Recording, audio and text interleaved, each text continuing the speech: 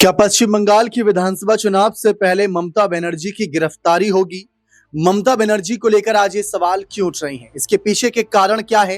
क्यों इन्होंने ईडी की कार्रवाई के बीच में दखल दिया और जा करके ये जो आप इनके हाथ में हरी फाइल देख रहे हैं जिसमें दस्तावेज है, हार्ड डिस्क है, पेन ड्राइव है, वो क्यों निकाली? आखिर क्या है इसके पीछे का राज? क्या ये इनके लिए एक बड़ी मुसीबत बन जाएगा? ईडी ने इन पर कुछ गंभीर आरोप लगाए हैं। इन्हीं मामलों को समझने की कोशिश करेंगे, न्यूज रूम में मौजूद है और यहां से चर्चा करेंगे कि ममता बनर्जी के इन कदमों से क्या उनकी मुश्किलें बढ़ जाएंगी, क्या वह कानूनी जांच के दायरे में आएंगी, क्या गिरफ्तारी हो सकती है? ये सवाल उठ रहे हैं। इन्हीं मुद्दों पर चर्चा करते हमारे खास वरिष्ठ सहयोगी अमन सर हमारे साथ मौजूद हैं। सर, सीधा सवाल रहेगा कि पश्चिम बंगाल की जो मुख्यमंत्री है ममता ने आखिर ये कदम क्यों उठाया? बीच कार्रवाई में उन्होंने दखल क्यों दिया और ये इनके लिए कितनी मुश्किलें पैदा कर सकता है? देखिए दीपक, बिल्कुल अगर ममता बनर्जी की बात करें, जो मुख्यमंत्री हैं बंगाल के और लगातार 3 बार से मुख्यमंत्री हैं, वो ये कहती हुई नजर आ रही हैं कि भाई चुनावों का दौर और ऐसे में जो केंद्रीय सरकार है, मोदी सरकार है, उनको एक तरीके से घेरने का काम कर रही है, क्योंकि उनकी बहुत सारी रणनीतियां जो थी वो जैन के घर पर रखी हुई थी या जैन के ऑफिस में रखी हुई थी, और यही वजह है कि आनन फानन में तुरंत वहां पर वो पहुंचती हैं और तुरंत क्या ये भी कहा जा रहा है, जो ईडी के अधिकारी कह रहे हैं कि भाई तुरंत पहुंचकर वो धमकाने का भी काम करती हैं, एक तरीके से दबाव बनाने का काम करती हैं और एक फाइल को हमसे छीन लेती, जो अब आप दिखा भी रहे थे फाइल, उसमें बहुत सारे पेन ड्राइव, बहुत सारे डॉक्यूमेंट वगैरह और तमाम चीज़ें उसमें बताई जा रही हैं। तो ये भी अब कहा जा रहा है कि क्या वाकई में ये डॉक्यूमेंट जो है बहुत ज़रूरी थे, क्या वाकई में पॉलिटिकल जो रणनीति ममता बनर्जी बना रही है क्या उसी का हिस्सा थे? एक वर्ग क्योंकि ये भी कह रहा है कि कोयले को लेकर भी मामला उठ रहा है, इसके अलावा मनी जो लॉन्ड्रिंग का मामला है वो भी यहाँ पर जो है बना हुआ था, इसी को लेकर छापेमारी भी हुई थी और सिर्फ एक जगह नहीं बल्कि कई जगहों पर छापेमारी हुई। लेकिन ममता बनर्जी ने जिस आनन फानन में ये कह सकते हैं प्रतिक्रिया दी है, प्रतिक्रिया की है, उसको लेकर अब सवाल उठ रहे हैं कि आखिर ऐसा उस फाइलों में था क्या? अगर मान लीजिए ईडी छापेमारी कर भी रही थी, ईडी अगर कुछ सामान लेकर जो कह सकते हैं जांच के दायरे में जो चीजें आती हैं अगर वो लेके जा भी रही थी, तो आखिर एक मुख्यमंत्री होने के नाते इतना आनन फानन में आखिर आने की जरूरत क्या थी? और यही बात अब लगातार उठती हुई दिखाई पड़ रही। कई लोग ये भी जो राजनीतिक जानकार हैं वो ये भी कह रहे हैं कि ममता बनर्जी के ऊपर अब जिस तरह से ईडी हमलावर है, उससे ऐसा लगता है कि कई धाराओं में उनके ऊपर मामला। एक सवाल ये उठ रहा है कि बीजेपी की तरफ, बीजेपी के खिलाफ ममता बनर्जी ने कहा कि अगर हम बीजेपी दफ्तर पर छापेमारी करें तो उन्हें कैसा लगेगा, वो भी चुनाव से कुछ समय पहले। लेकिन यहाँ पर ये बताया जा रहा है बीजेपी नेताओं द्वारा कि आप छापेमारी करिए हमारे घरों पर, ना कि दफ्तरों पर। और ये जो है प्रतीक जैन का आवास था, आईपैक का दफ्तर था, ना कि टीएमसी का कार्यालय।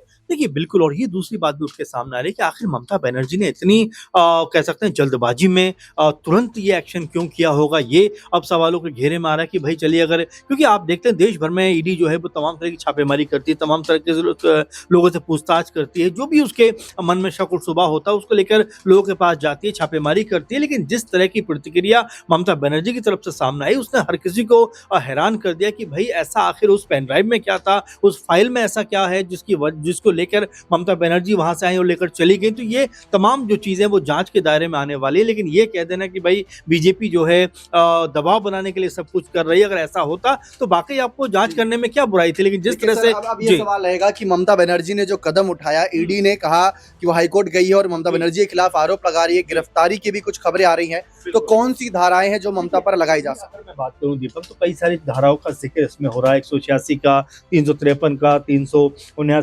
356, 504, 506, मतलब तमाम तरह की धाराएं हैं। अभी हम ये पुष्टि तो नहीं कर सकते कि भाई इन धाराओं के तहत ही मामला दर्ज होगा, लेकिन जो उन्होंने गतिविधि की है, क्योंकि इसमें यह भी कहा जा रहा है कि सरकारी कर्मचारियों के काम में बाधा डालने का उन्होंने काम किया, सरकारी अधिकारियों पर बल प्रयोग किया है, सरकारी जो दस्तावेज है वो छीनने का प्रयास किया है, जानबूझकर अपमान और शांति भंग करने का उन्होंने प्रयास किया है, आपराधिक धमकी, यानी इस तरह की तमाम जो चीजें हैं वो निकलकर यहाँ पर सामने आ रही। लेकिन अब ईडी किन धाराओं के तहत मामला दर्ज कराती है वो हमें देखने वाली बात होगी। लेकिन हाँ, ये जरूर कहा जा सकता है कि चुनावों से ठीक पहले अब वेस्ट बंगाल के अंदर, पश्चिम बंगाल के अंदर एक माहौल अलग तरह का बनता हुआ दिखाई पड़ रहा है और ममता बनर्जी ने जिस सक्रियता के साथ में इन तमाम चीजों के अंदर दखल अंदाजी की है, उसको लेकर अब तमाम सारे सवाल उठ रहे हैं कि भाई मुख्यमंत्री क्या वाकई में डरी हुई हैं, क्या वाकई में उन पेन ड्राइव के अंदर या उन डॉक्यूमेंट के अंदर कुछ ऐसा था जिसकी वजह से वो घेरे में आ सकती थी। तो इस तरह की तमाम चीजें होती हुई दिखाई पड़ रही है। बिल्कुल साफ है, लेकिन आपको बता दें कि ईडी ने जो अब आरोप लगाए हैं उसमें भी कुछ नियम कायदे कानून हैं।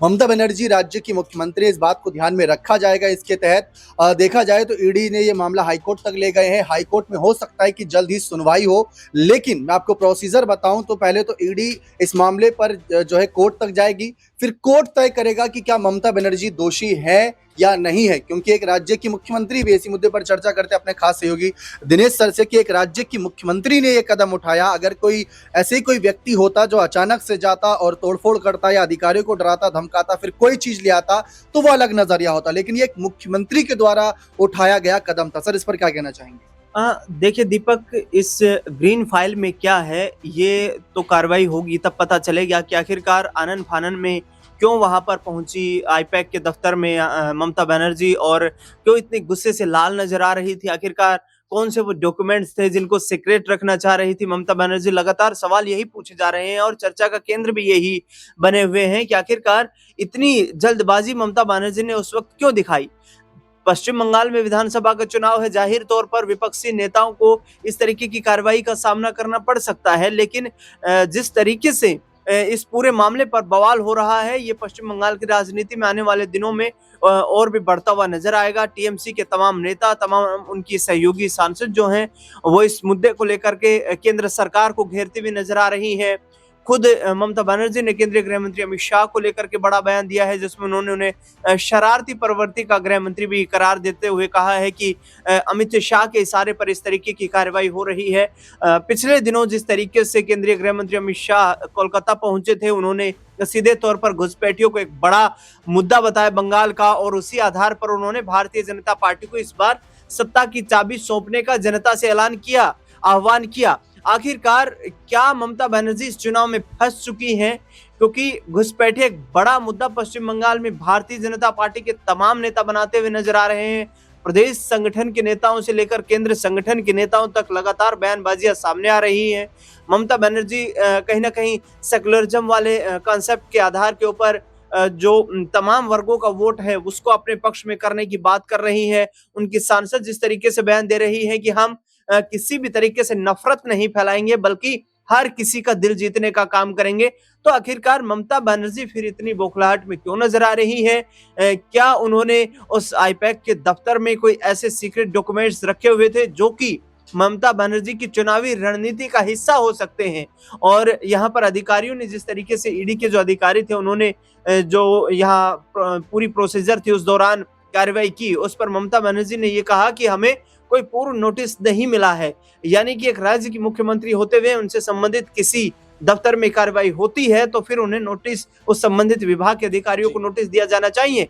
लेकिन पूर्णतः से ईडी का अधिकारियों का ये कहना है कि ये ममता बनर्जी यह सरकारी दफ्तर नहीं था, बल्कि इस आवास के ऊपर जो ईडी की रेड हुई है वो किसी संदिग्ध यहाँ पर जो इनपुट्स थे उनके आधार पर हुई है, जिसमें कोई गुप्त डॉक्यूमेंट ममता बनर्जी या उनकी स्ट्रेटजी से संबंधित हो सकते हैं। जांच में पता चल पाएगा। ईडी जो कोर्ट जाने की बात कर रही है कि देखना दिलचस्प होगा, कोलकाता यहाँ पर बंगाल कोर्ट से यहाँ पर ममता बनर्जी को फटकार लगती है या जांच एजेंसियों को फटकार लगती है। बिल्कुल साफ है। बिल्कुल यहाँ पर दोनों सहयोगियों ने अहम जानकारी दी है कि क्या इस मामले में ममता बनर्जी फंसेंगी या फिर जो जांच एजेंसियां आई थी वो फंसेंगी। अब ये सब कुछ निर्भर करेगा कोर्ट के फैसले पर। कोर्ट में अहम सुनवाई होगी, लेकिन अब ये मामला तूल पकड़ता नजर आ रहा है, क्योंकि जांच एजेंसियां पहले भी चुनाव से पहले एक्टिव हुई हैं। ऐसा विपक्ष के आरोप रहे हैं। दिल्ली में देखा जाए तो चुनाव से पहले अरविंद केजरीवाल के खिलाफ बात कर लें, या झारखंड में हेमंत सोरेन के खिलाफ बात कर लें, या फिर बिहार में अगर हम लालू परिवार के खिलाफ बात कर लें, ऐसे आरोप लगातार लगते रहे। और बंगाल में यहाँ पर ममता बनर्जी को लेकर ये बातें सामने आना महज एक तरीके से दिखाता है कि हाँ, साम दाम दंड भेद की रणनीति अपनाई जा रही है। लेकिन गिरफ्तारी का जो मामला चल रहा है, जो धाराएं बताई जा रही हैं, क्या वो एक मुख्यमंत्री पर लागू होगी? क्या मुख्यमंत्री ने सचमुच ये सब करके गलत करा? क्या यहाँ से वो फंस जाएंगी? और इससे चुनावी नतीजों पर कितना असर पड़ेगा, ये कोर्ट के फैसले के बाद ही पता चलेगा। बने रहें चैनल के साथ। बहुत बहुत शुक्रिया।